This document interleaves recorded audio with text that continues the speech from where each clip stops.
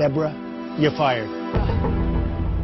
My stint on Celebrity Apprentice lasted 7 weeks, and it actually was the perfect amount of time for me because I could feel like, you know, to stay on would mean sacrificing my moral code. And I felt like when I signed on, I said, sure, I want to win, only if it means I can go to sleep at night. So I was really proud of how I handled myself on the show. I didn't like every single color I saw of myself. I think anyone who has a camera on themselves like 20 hours a day and they watch back snippets wouldn't always like what they saw.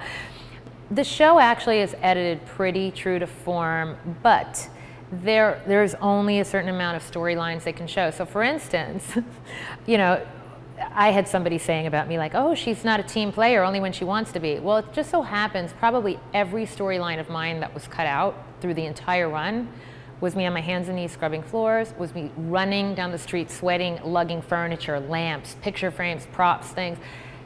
And they, for some reason, like they did not show me in that light.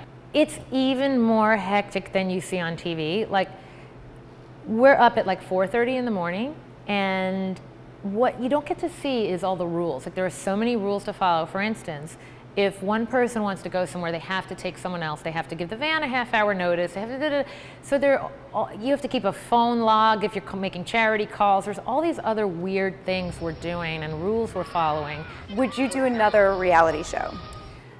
I would never say never, but I think I would rather do something that involved me mentoring kids or something performance-based. This was a once-in-a-lifetime, and I'm so glad I challenged myself in this way. But in terms of like the cameras rolling all day and the personality stuff kind of being on the firing lines and all that, probably not again. Okay, great.